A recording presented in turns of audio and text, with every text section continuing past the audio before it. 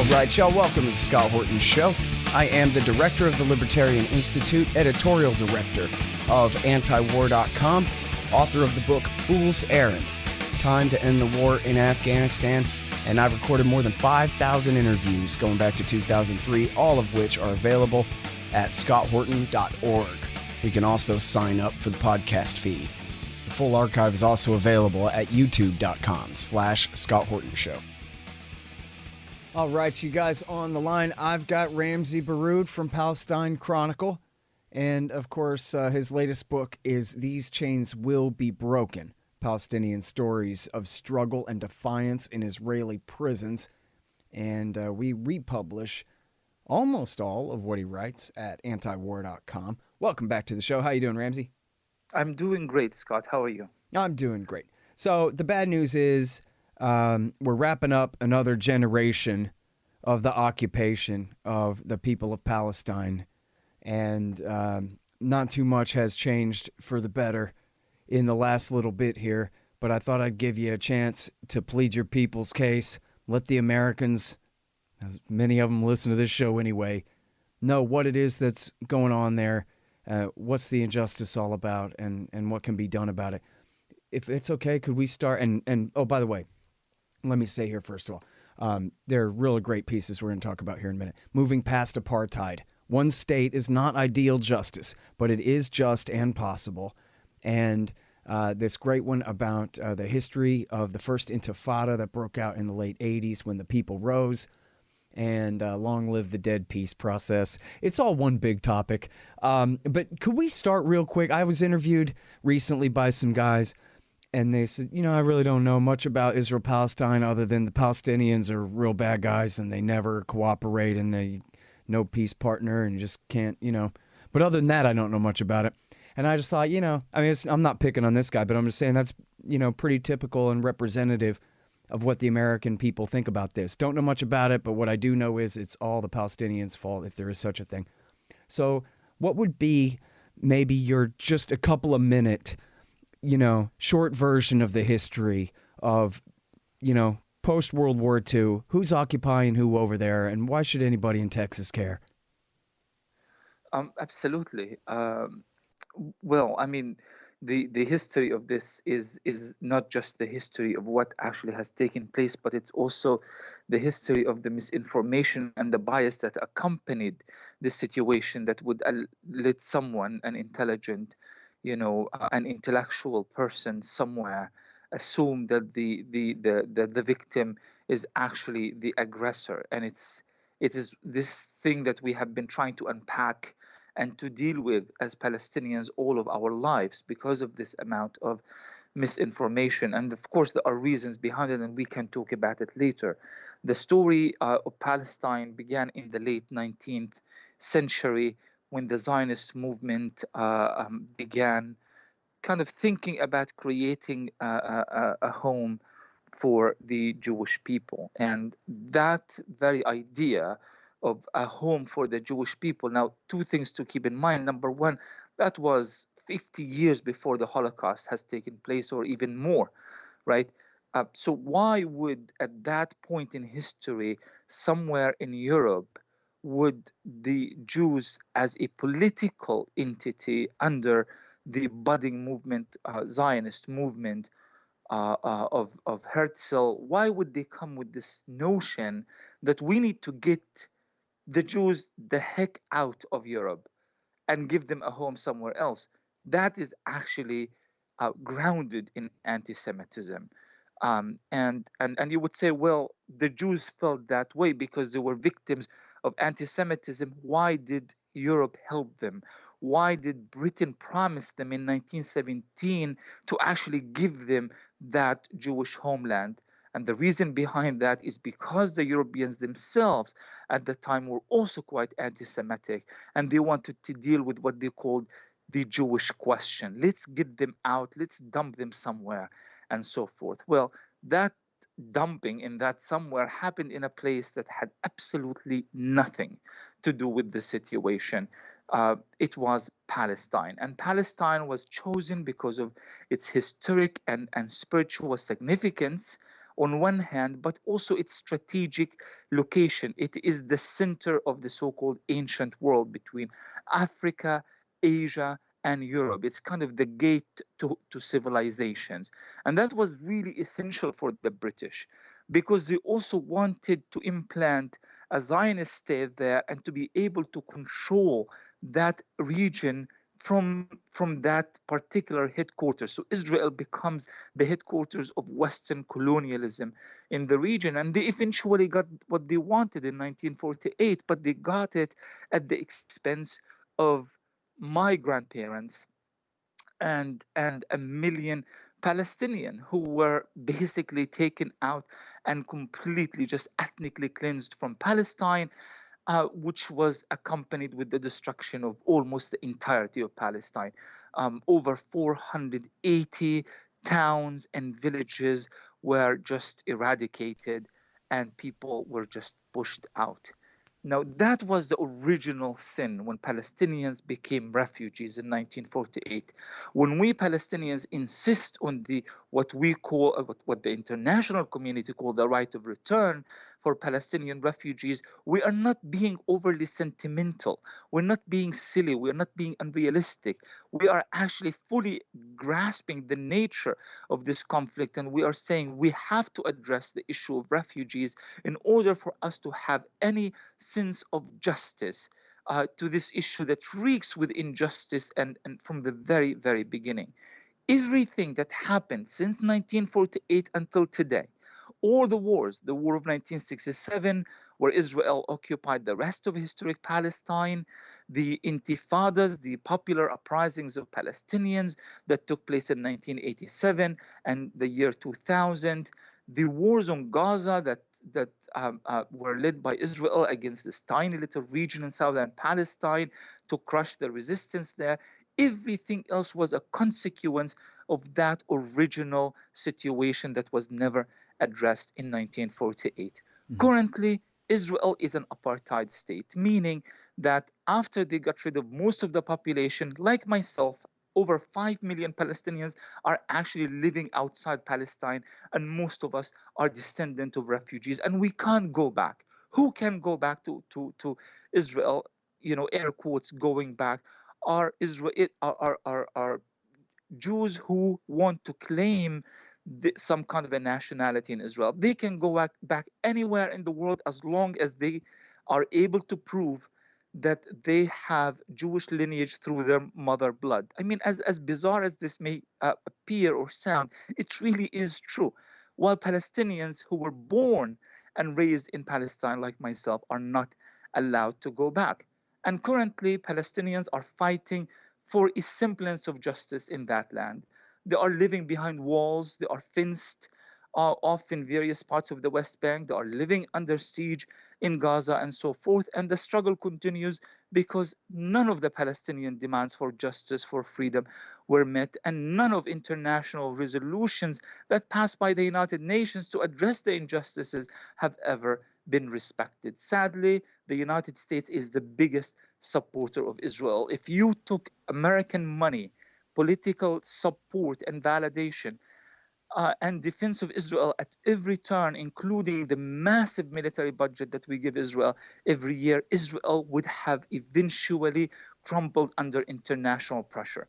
They would have, finally given Palestinians at least some of their rights. The US is making that impossible. Things got a lot worse during the Trump administration, where basically the US accepted Israel's illegal definition of everything in Palestine, including the illegality of the Jewish settlements that are built on whatever small parts of Palestine that are still inhabited and controlled by the Palestinians. So this is the reality of it. And this is why someone in Texas should really care about this situation, because it's his tax money, it's her tax money that is going there to sustain Israeli military occupation and apartheid. Yeah. Well, and there's not much confusion where those M16s and F16s come from. They all have "Made in the USA" written all over them, figuratively at least, and no You know, mistake when in we that. were I was a child when the first Palestinian uprising, we call it the Intifada, when it broke out in 1987. I didn't know really much aside from the fact that the US was an evil country that is supporting this other evil country that's doing these terrible things to us in the refugee camps. But what I do remember is that I used to collect empty bullet shells and empty gas canisters that they used to lob, the Israeli army used to lob at our school when we were children. And every single one of them said made in Pennsylvania. I had no idea what a Pennsylvania was, but I remember that it said made in Pennsylvania, USA. So there was this idea. I mean, these bullets that are killing our classmates, that are, this gas that we inhale and we cry every day on our way to the, either to the school or back, had some connection to this USA. And what have we ever done to the USA to deserve this kind of treatment? Now, with time, the sophistication of the weapons have increased to the point that in the 2014 war on Gaza, thanks to President Barack Obama, Israel was running out of munition, and the president had this executive order to ensure that Israel remains, the reserve of weapons remains sustained and under control. So he ordered this massive shipments of munition to Israel so that it's not forced to end the war before it meets its strategic goals. So this relationship, this really sinister relationship of ensuring that Israel has the military capabilities of subduing Palestinians has been going on for decades now, and there doesn't really seem to be an end in sight. Yeah. Well, you know what? I don't know if you and I have ever discussed this aspect of it, but this really is important, right? The military industrial complex racket, just the way it is built into so much of virtually all of America's foreign policies, that even though 2 or 3 billion here or there is kind of chump change in the scheme of things, to, I don't know, $3.5–4 billion a year spent almost entirely on American military equipment, that's pretty meaningful to the American companies, the vested special interests who are on the receiving end of those checks, even though it's, of course, all at the expense of the rest of the country. And of course, Israeli military industries are extremely advanced and intertwined with the Americans, from top to bottom. And so that's a whole part of keeping the racket going, where it wouldn't matter if they were occupying Palestinians or Chinese or anybody else, you know what I mean? Of course, and it's getting even more complex. This relationship between American military suppliers and the Israeli government. Traditionally, Israel has received about $3.1 billion of U.S. aid. That's pretty much the average since 1967. They received a lot of money before that, but that's when really it became kind of part of our foreign policy agenda. Israel has to be the largest foreign aid receiver anywhere in the world, more than a whole bunch of countries combined. But there was a rule that this money, which is mostly going towards armaments and military supplies purchases, the weapons would have to be bought from the United States. So this way, Israel receives a lot of money, but American companies are kept happy as well because they are manufacturing a lot of weapons for Israel. Things have changed in recent years. Now the amount of money is significantly higher, almost $1 billion extra over the original three billions. And there are lots of kind of amounts that are quite often not added to the larger number that are sold under other things like mutual cooperation, defense developments, this and that involves American companies in Israel. Now Israel is also exporting weapons to the US, specific kind of weapons that are used for what they call security. American airports now use Israeli technologies.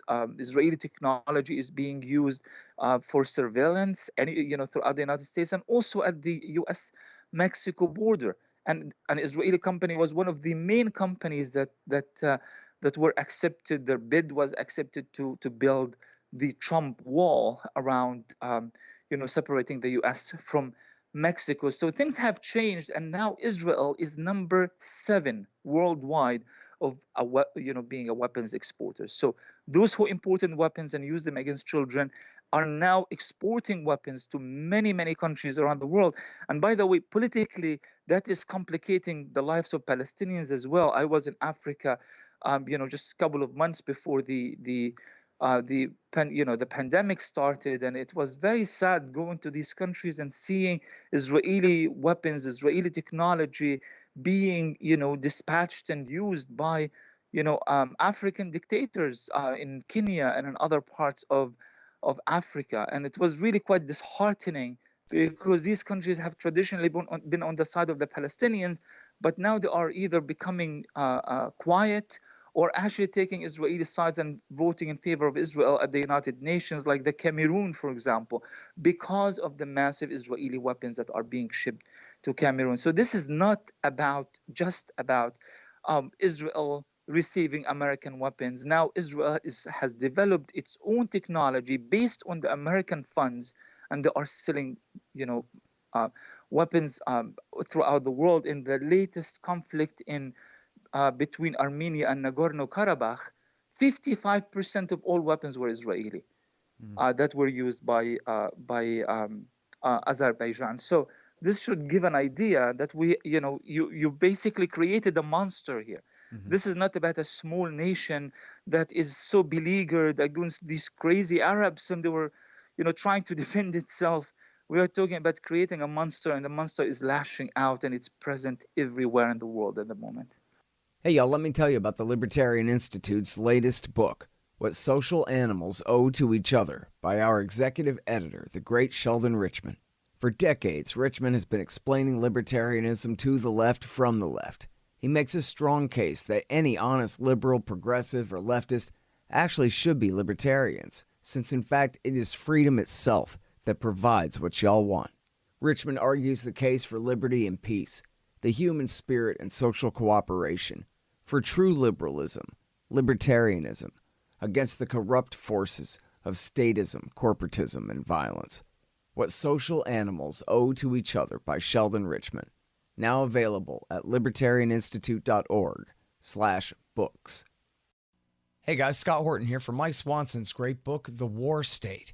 It's about the rise of the military-industrial complex and the power elite after World War II, during the administrations of Harry Truman, Dwight Eisenhower, and Jack Kennedy. It's a very enlightening take on this definitive era on America's road to world empire. The War State by Mike Swanson. Find it in the right-hand margin at scotthorton.org. Hey y'all, Scott here. If you want a real education in history and economics, you should check out Tom Woods' Liberty Classroom. Tom and a really great group of professors and experts have put together an entire education of everything they didn't teach you in school but should have. Follow through from the link in the margin at scotthorton.org for Tom Woods' Liberty Classroom. All right, I want to go back to something you said about the dishonesty surrounding the narrative of even the creation of Israel back then, before and after World War II. But, I'm sure you're familiar with the war correspondent Eric Margulies. Long time. He's covered 14 wars, something like that. His mother was an investigative reporter back after World War II, and I guess was the first female reporter to go alone throughout, the Arab lands, interviewing all the sheiks and whatever. And she reported on the existence of these people called the Palestinians who've been purged from their land, and, what's left of them are, huddled in these terrible refugee camps in the West Bank and Gaza and this and that.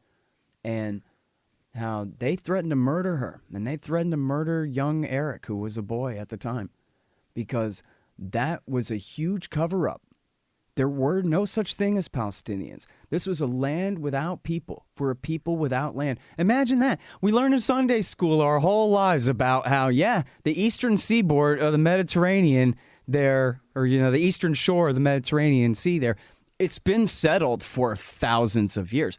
As you said, it's the crossroads of 3 continents. But somehow the place was just completely abandoned after World War II. And so wasn't that lucky for the Israeli Jews to come And the Nakba and the ethnic cleansing campaign of the Palestinians from their land, I don't know how it was in Europe, but in the United States, it was a massive cover-up and a crazy conspiracy theory and was, completely dismissed. I'm not sure at what point they even finally admitted that, okay, yeah, there were Palestinians there, but, and I'm sure they played down the numbers when they finally did admit it. But, and, I'm not really sure, Ramzy, with, honestly, and it's such PC times now. I hate to even bring these subjects up because everybody gets so antsy or whatever. But obviously there's a huge amount of racism involved in this. And I wonder whether the American people would have cared, really. But apparently, the measurement was, yeah, we better hush this up. We better try to, forbid discussion of these Palestinians and what's happened to them because it would be enough to cause a problem, There is a lot of awareness and growing awareness of the Palestinians, not just that they exist. Thankfully, we managed to achieve that. But after the existence, we had to be dehumanized, and I think that the effect is the same. And I'll talk about this in a second. But first, I want to say, yes, there is a lot of growing awareness, but because you have this massive edifice of propaganda, whether through newspapers, textbooks, academic thinking, of course, television, popular culture, and so forth, to the point that even that awareness, people are so scared to go against the current. I mean, simple examples would be during the wars on Gaza, you would have, celebrities, well-known singers and artists who would, use, God forbid, the hashtag Free Gaza or hashtag Free Palestine. And the nature of the attack, the nature of the decided propaganda, calling them all sorts of names. If they are Jews, they become self-hating Jews. If they are not Jews, they are immediately branded and labeled as anti-Semitic, to the point that a lot of people are afraid to even show their support and their solidarity with Palestine and the Palestinians. But back to the issue of dehumanizations, you see, if whether you exist, or whether you don't exist, or you exist but dehumanized, the outcome is essentially the same. So they couldn't really cover us up for too long. They had to eventually come to terms with the fact that we do exist. And that kind of pretty much happened in the 70s, 60s, and 70s. And the reason that this happened, there was a massive amount of suffering happening in Palestinian refugee camps around the world. Some Palestinians, especially within the socialist movement, took radical choices or made radical choices, sometimes taking Israeli hostages, here and there and so forth. The idea behind that logic was we wanted to just impose Palestine on the news headlines. People need to actually realize that we exist. We have refugee camps and there are millions of people and they are just perishing in these refugee camps. But that's really when the idea, okay, well, we can't hide them anymore. They do exist, but they are terrorists. And this idea of the Palestinian terrorist, the Palestinian bad guy, as that gentleman that you quoted earlier in this chat, really kind of became the go-to option after Palestinians, were no longer a secret. And as a result, now we are fighting for our image. We are fighting against this dehumanization that dismisses entirely. You see, especially after 9/11, when this idea of, the mindless, brutal terrorist that has no regards for anything or doesn't respect the sanctity of human lives, he doesn't deserve to exist and can be wiped out anywhere at any time. Israel really appreciated that narrative very much and pushed us, all of us Palestinians, including even our Christian population as well. And we do have a massive Christian population. They pushed us into this new brand. We are the terrorists, and Israel is fighting a war on terror. Israel is part of the American-led global war on terror. And that became the go-to narrative. But ultimately it's the same. We are dehumanized either way, whether we've been, as Golda Meir, the former Israeli prime minister in the 70s, said Palestinians don't exist, or whether we exist as really bad guys who don't deserve any respect, any rights, any justice, and freedom. Ultimately, it's exactly the same outcome. Yeah. All right, now, so talk to me about this one state, two state thing. I thought they had a deal back, 30 years ago. Shake hands on the White House lawn. We're going to have a two-state solution here at the end of our peace process. Ramsey? Well, this is kind of a nice segue between the two topics, because a group of Palestinians led by Mahmoud Abbas, the current Palestinian president, or rather the president of the Palestinian Authority, has decided to kind of, if you can't beat them, join them. Basically, that was the idea.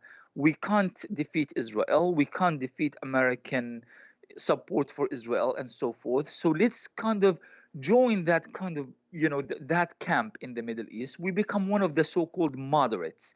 The moderates are, anybody who agrees with U.S. foreign policy in the Middle East is a moderate. Automatically, you could be a completely brutal dictator with no respect for democracy or human rights. It doesn't matter. You just need to agree to what Washington says. You are moderate. Mahmoud Abbas became a moderate, and the idea was, we can't get everything we are asking for. We can't go back in history. Let's just accept some basic elements, maybe some autonomy in, small parts of historic Palestine, and eventually we will call it a state.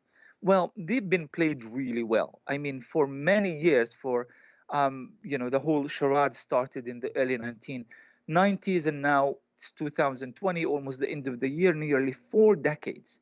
We've been kind of going through the same motions of trying to find a negotiated solution.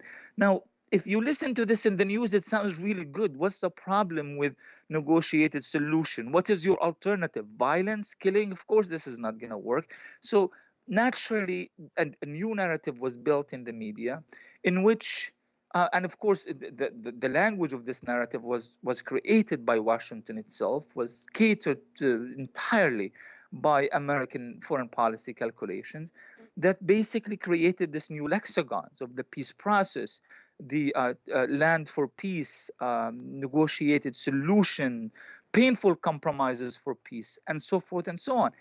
And the result of this is that you have now a Palestinian, but of course, 40 years after all of this, we still got nothing.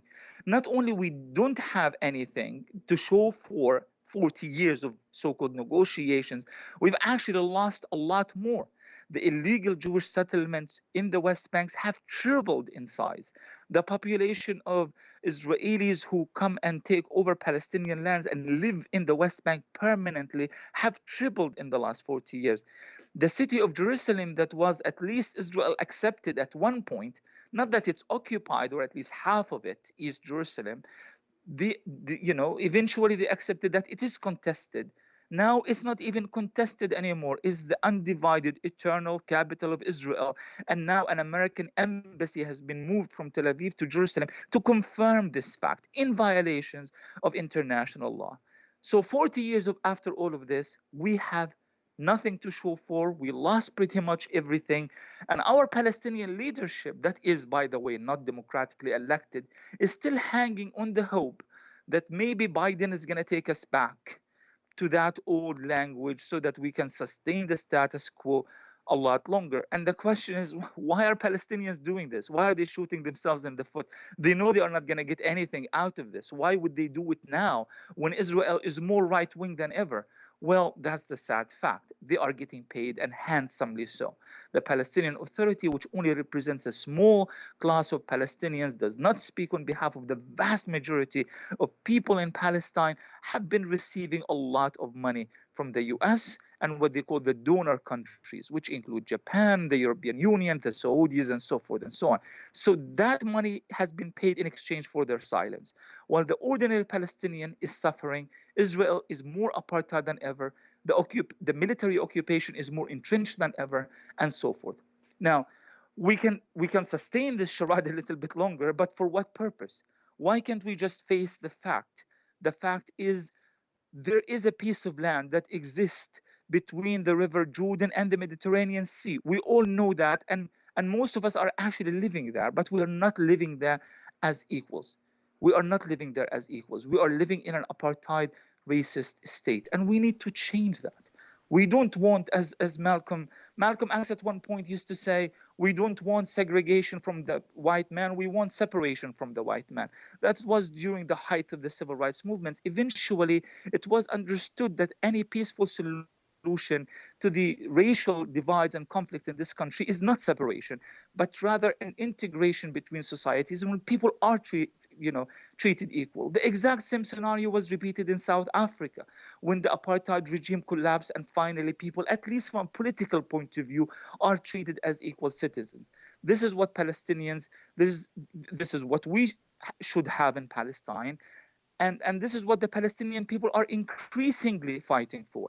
39% of all Palestinians believe that the one-state solution is a must, and over 60% of all Palestinians believe that the two-state solution is dead. So now there is a whole new thinking, a whole new awareness.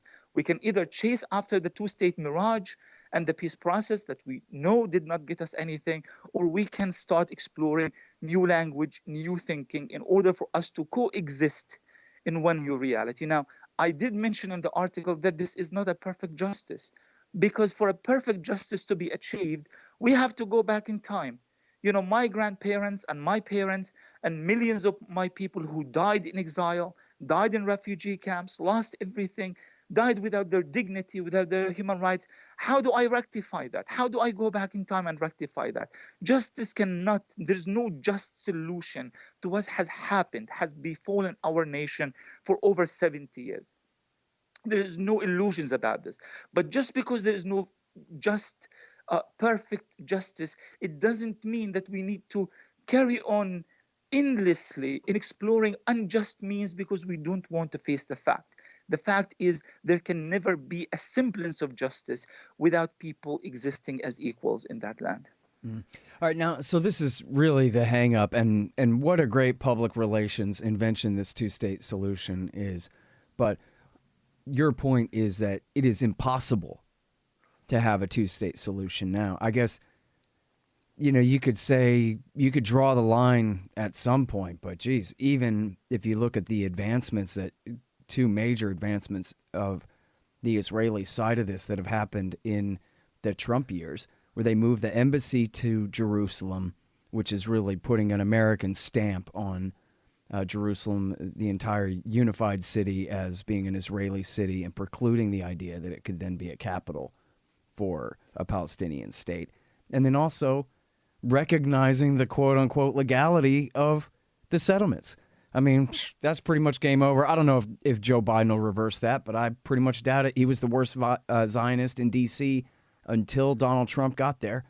But, I mean, if people look at the popular maps of how, divided up the West Bank is now, it's clear that just in a scientific manner, you've won the argument that it is quite literally too late for a two-state solution.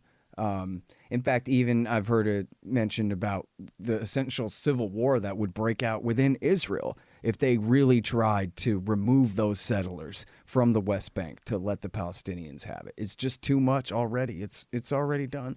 So then where does that leave us? That means now, since that's not one of the choices, the choice is either the status quo, which is apartheid akin to Alabama in, say, 1941, or South Africa in the 1970s and 80s, or this one-state solution that you're talking about. But as I know since everything is always told from the Israelis' point of view in the United States, the common conception would be back to all Palestinians are terrorists.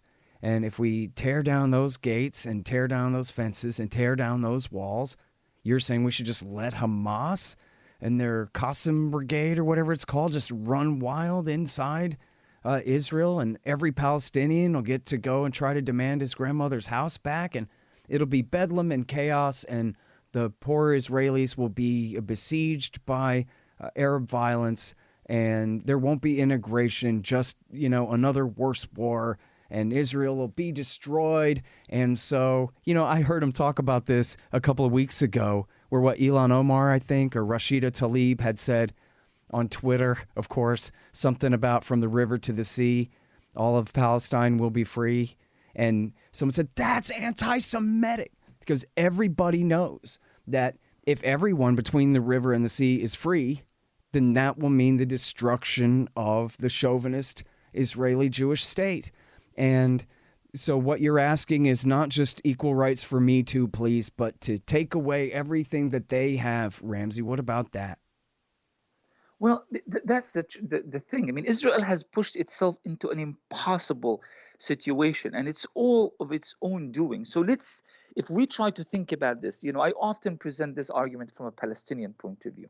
If we want to think about this from an Israeli viewpoint, that you want this, you want to achieve a degree of racial purity. You want to have a Jewish state that serve as a safe haven for Jews all over the world. Let's say that this is the argument, yeah? Why would you take over the West Bank, Gaza, and East Jerusalem and incorporate millions more of Palestinians into this Jewish state? And once you have them there, they become a problem because you feel like it's messing up my demographics. So you call them a demographic bomb. Okay, but isn't you that actually made the decision in June 1967 to include this so-called bomb into your Jewish majority population? And now once you do it, you have created a new problem for yourself. And now you have to go through the arduous mission of ethnically cleansing these people and stealing their land and destroying their olive groves and so forth. But you know what? Forget about this. Let's move a little bit to the so-called peace process. Again, from an Israeli point of view, you wanted to seal the deal. Israel has no defined borders. Israel has never defined what are the borders of Israel. Ask any Israeli, what are the borders of your country? They don't exist. The reason is because Israel has from the very beginning been an expansionist state. They just wanted to see how far they can go.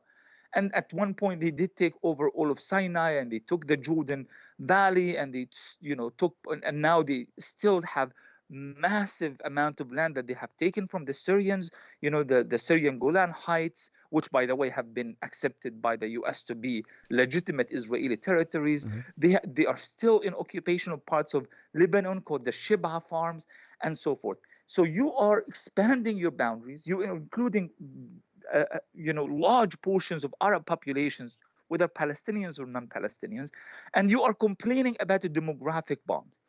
Now, in the peace process, they said, well, you know what? Let's give Palestinians, a piece of land and call it Palestine. And these would be the borders of Palestine. Bantustans, similar to South Africa, that are connected via corridors and bypass roads and that sort of thing. And when Itzhak Rabin, the Israeli prime minister at the time, was willing to concede that, which was by far less than what Palestinians could have possibly wanted as a just solution, an Israeli came and assassinated their own prime minister. And since then, the country has been going through this process of, moving further and further to the right, to the point that the Israeli political right has been redefined, Scott, so many times. Suddenly, Netanyahu and Avigdor Lieberman, who was the defense minister, who used to be seen as ultra right, now they are right center because there are new groups of Israelis that is even further right to these guys. Only a small portion of Israelis are defined as liberal and left. So right now you have this massive right-wing constituency that has no intentions of removing the settlements whatsoever. They don't even have the patience to even talk about a Palestinian state. They don't want to hear of it. But then on the other hand, they have no solution of their own, aside from the fact that the Palestinians are a burden and they have to leave. So basically, you have paved the road for what former President Jimmy Carter called in his book peace or Palestine peace or apartheid. You created a situation that there is not even a possibility of any degree of peace and justice, and you created this only possible scenario of a perpetual apartheid. Now, how can Israel maintain this perpetual apartheid? Because some people would say, well, apartheid is not sustainable. Sadly, it is kind of sustainable, maybe not forever, but for long periods of time. I mean, South African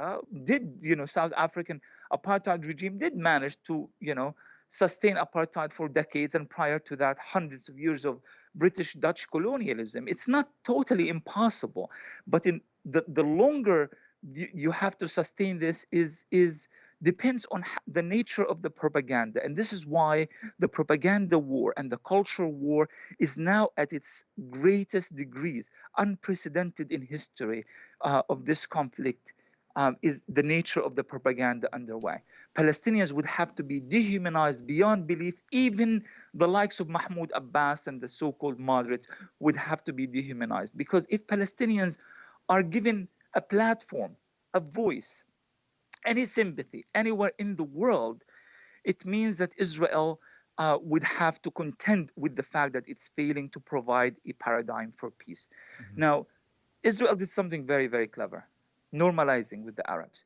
The normalization that is underway between Israel, the United Arab Emirates, Bahrain, Sudan, Morocco, and potentially Saudi Arabia in coming months is a masterful stroke, in the sense that it will allow Israel to sell itself as a peacemaker, saying, listen, I am talking to the Arabs. I don't have a problem with the Arabs. I'm making billions of dollars of deals with the Arabs. The Palestinians are the obstacles. They don't want to sit and talk with us unconditionally. Therefore, it is their fault. And the media is going to nod and repeat time and time again that Palestinians are an obstacle to peace, and Israel is doing everything in its power to reach out to the Arabs. But again, that is going to win you some time, but it's not going to be enough to sustain it forever. So this is the choice that Israel has made at this moment. It's a choice of perpetual apartheid, and there's no way around it. I hear you. I mean, I'm really sympathetic to this argument. Before the interview, I was, thinking about how to frame this. There's it's their problem. They're the ones who made it this way. And I'm sorry for bringing this up again. I'm sure I've mentioned this to you before, but it's such an apt parallel to me. From the notes on the state of Virginia, where Thomas Jefferson said about the slaves that we have the wolf by the ears, and we can neither safely hold him nor let him go. But the problem with that is it's not a wolf; it's a human man. You got no right. You have to let go. And if he bites you on the face, it's your damn fault for taking a hold of his ears in the first place. So tough luck.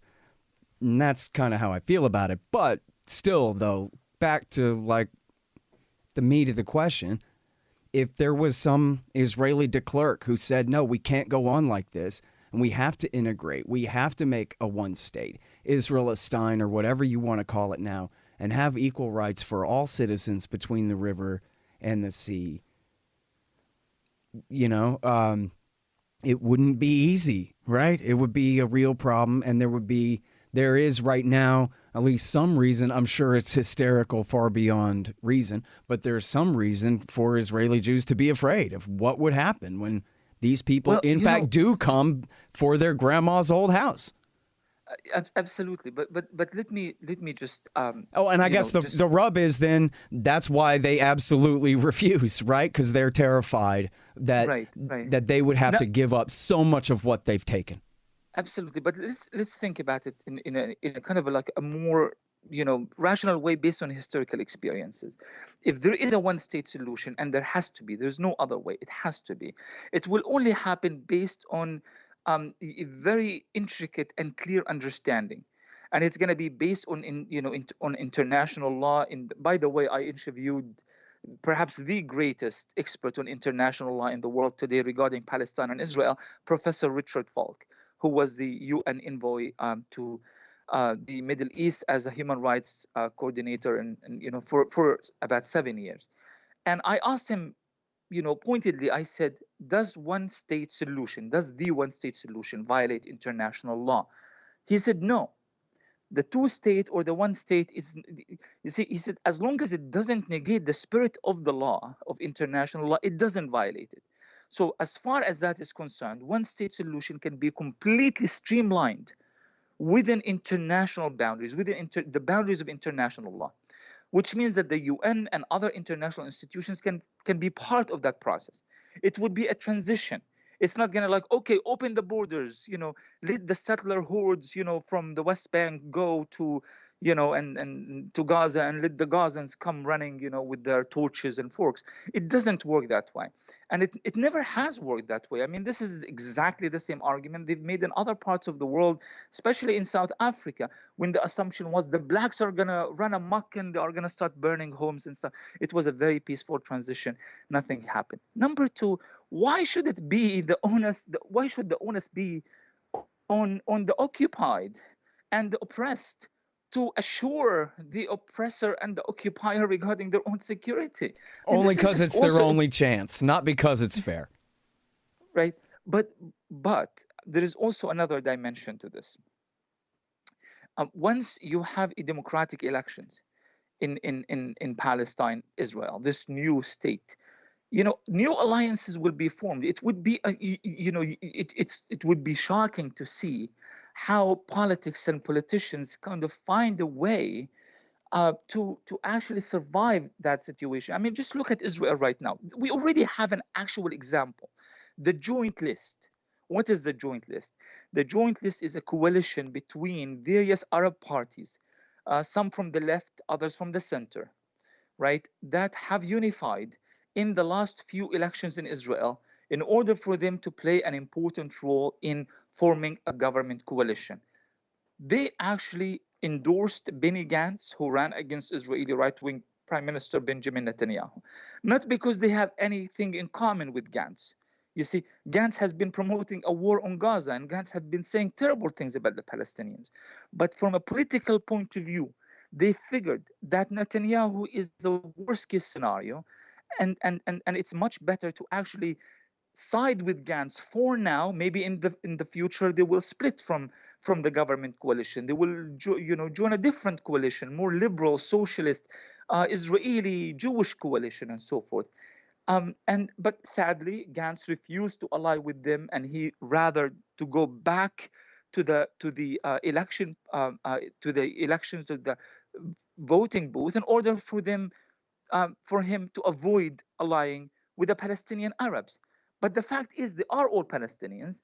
They are the same people as me. They were just not, for whatever historical circumstance, were not ethnically cleansed from Palestine Right. in 1948. And they have representation in the Israeli government, in the Israeli parliament, the so-called Knesset. You see, so if that is functioning, they are actually trying to be part of mainstream Israeli society. It's just that Israeli society is refusing to let them in for 70 years. We haven't seen this massive violence from the Arab communities of Nazareth and Haifa and al-Fahim and so forth. They are part of a functioning, well, as much of a functioning democratic society Yeah. as possible. They're second-class citizens, but not fifth-class occupied like the people in the West Bank and Gaza. Exactly. Right? If that can potentially work for them, right, why shouldn't work for the rest of us right. in the West Bank and Gaza? Sounds right to me. You got my vote, Mr. President. And speaking of which, the second worst Zionist in the history of Washington, D.C. is coming back. He's going to be the president in a few weeks, Joe Biden. And he's bringing a bunch of people with him who are, as far as I can tell, bad on everything. And I see you wrote a piece here. I'm sorry I didn't get a chance to look at it yet. The King's Man. Blinken's appointment reassures Israel that little will change under Biden. So what's the bad news here going forward now, Ramzy? Well, the bad news, well, first the good news. The good news is that we don't have to struggle trying to figure out this administration the same way we struggled figuring out the Obama administration and its relationship with Israel. Believe it or not, years after Obama was elected and I went back to the Middle East, and a lot of people just did not get the memo, and that Obama has been the biggest supporter, financial supporter, and military backer of Israel than any other president in history. And they were still saying Obama was a great guy and he did so much for Palestine. So a lot of people kind of bought this propaganda that Obama was different and so forth. Luckily, not so many in the Middle East. Even the mainstream media and funded by rich Gulf countries, they are still not really conveying this illusion that Biden is going to be different and we are going to just give him the chance and wait for a few months and see what's going to happen. So there is no transition, there's no waiting period. People are really more or less aware that things will remain the same. in Washington. Now, the thing that is really interesting me the most is the fact that there is consensus right now between Israeli politicians and American politicians within this new administration that says, listen, we can't have a repeat to what happened during the Obama administration in terms of the public spats and the public fights. If we disagree, fine, but it can only be done in private. So the media cannot know about it. There will be no leaks and so forth, which kind of sad in a sense, really.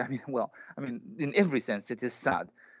It's a foreign policy issue. There has to be, if there is indeed a conflict, the conflict has to be made well known to the public so that the public can engage with these issues.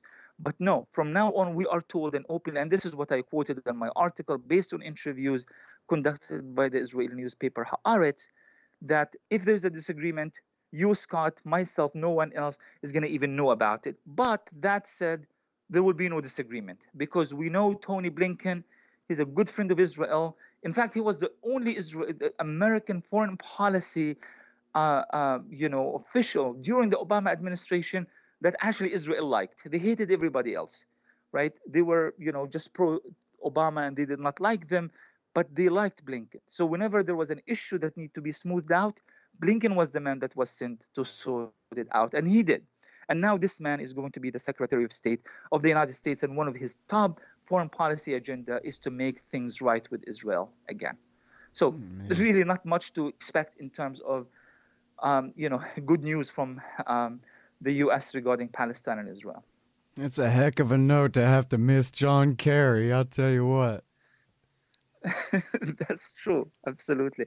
I remember John Kerry telling Mahmoud Abbas a while back, a few years ago, he said, I think in the first year of when Trump was elected, he told an Israeli-Palestinian official to convey this message to Mahmoud Abbas, the Palestinian leader. Trump is not going to last for long. Even if he finishes his first term, he's not going to be a second termer. And he was right. Let Abbas be patient. The Democrats will restore the presidency and everything is going to be okay. We are going to go back to business as usual. And we are, so tell him, be strong. He said, that's the exact term. Be strong. And that's the promise. This is what, John Kerry has actually promised. Now we have Tony Blinken and Mr. Biden, who repeatedly has avowed his love for Zionism and so forth. Right. Which raised the question, what could they possibly have against John Kerry that he dared pretend to go through the motions a little bit for a few months back in, 2015 or something? Or no, I guess it would have been earlier, 2013 or something. Right. And he did. And, I don't know. I feel like maybe John Kerry had an element of sincerity about him.